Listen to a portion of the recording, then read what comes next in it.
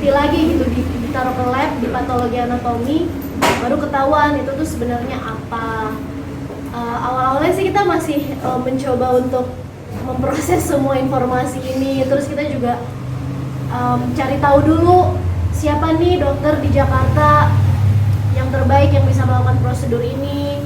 Terus kita juga cari tahu sampai ke Singapura juga sih, tapi karena pandemi kita nggak bisa berangkat langsung, akhirnya kayak cuman online doang, konsultasi sama dokter di Singapura tentang timoma ini seperti apa.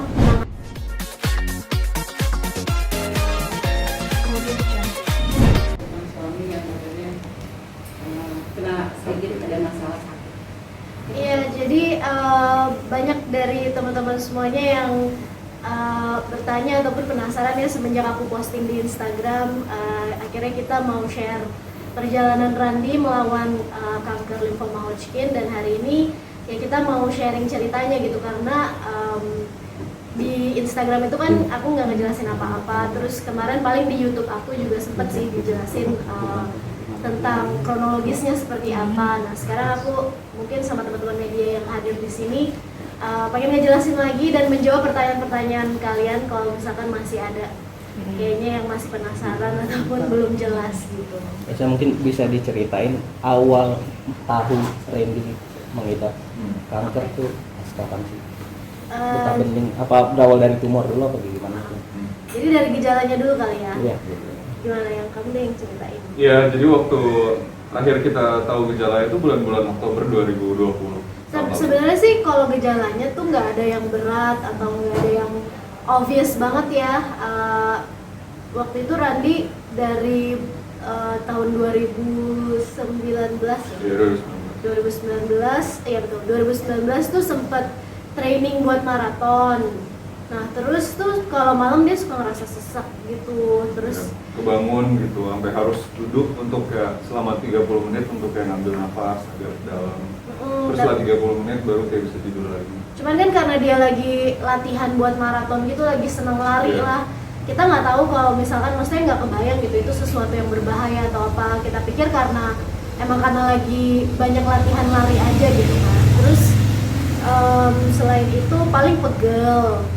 Nah pegel juga ya, semua orang juga sering kan pegel-pegel.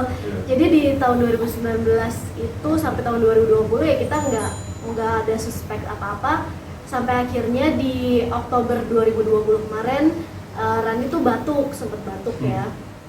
Batuknya gitu. Lama batuknya kayak sampai 3 minggu. Terus keras banget. Dari hari pertama juga udah keras banget gitu. Jadi batuk kering gitu. Batuknya batuk kering gitu. Terus karena masa pandemi kan, udah masuk masa pandemi, jadi kita sering swab dan swab PCR selalu negatif.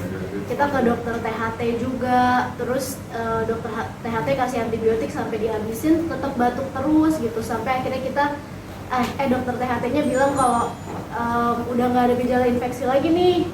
Terus sekali waktu Randi waktu itu batuk terus keluar darah, tapi bukan yang kayak muntah darah gitu, cuman kayak keluar dahak, ada darah sedikit gitu. Akhirnya kita ke dokter paru, di ronsen, baru di situ kelihatan bahwa ada massa di rongga dadanya Randi gitu. Terus dokter paru akhirnya menyarankan kita untuk CT scan. Kita CT scan dan baru jelas gitu, benar-benar ada massa di mediastinum atau di rongga dadanya Randi. Massanya juga lumayan gede gitu, ukurannya berapa ya? 92 kali 55, dalam mili ya, 92 kali 55 mili, tebelnya 10 mili. 10 cm. 10 mili, 10 mili. Iya, tingginya 92, 9,2 cm kali 5,5 cm, tebelnya cuma 10, cuma 1 cm. Oh, oke. Iya, terus apa? Terus lanjut.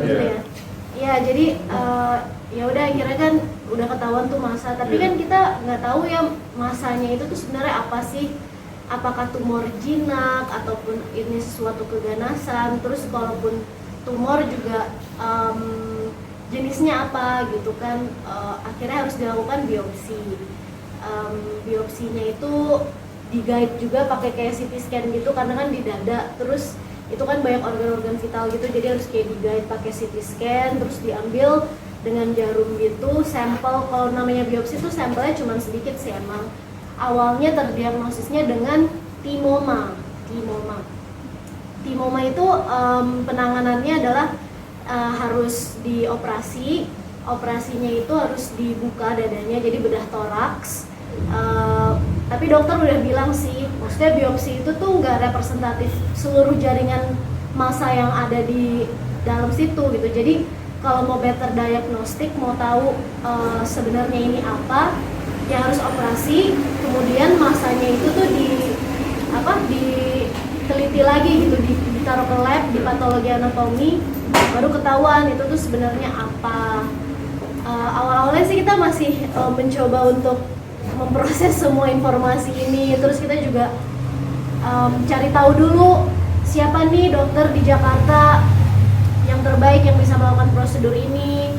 Terus kita juga cari tahu sampai ke Singapura juga sih, tapi karena pandemi kita nggak bisa berangkat langsung, akhirnya kayak cuman online doang, konsultasi sama dokter di Singapura tentang timoma ini seperti apa, penanganan terbaiknya kayak gimana, apakah emang harus operasi atau mungkin bisa ada jalan lain. Dia sih bilang pokoknya semua dokter bicaranya sama gitu, baik yang di Indonesia maupun yang di Singapura, pokoknya intinya harus dilakukan sternotomi ataupun bedah toraks untuk ngeluarin masanya tersebut. Terus masanya itu harus diteliti lagi gitu kan, harus diperiksa lagi sebenarnya apa.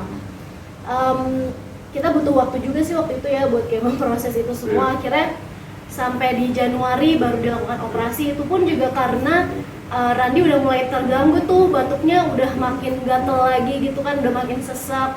Terus pas kita CT scan ulang, masanya itu tuh udah membesar 1,5 kali lipat dari 2 bulan sebelumnya gitu. Jadi ya udah emang the best way, ya udah dioperasi. Setelah operasi baru masanya itu diteliti di lab, barulah ketahuan bahwa ternyata itu adalah kanker getah bening, jenisnya lymphoma Hodgkin, dan kalau stadiumnya dari PET scan baru ketahuan stadiumnya stadium 2.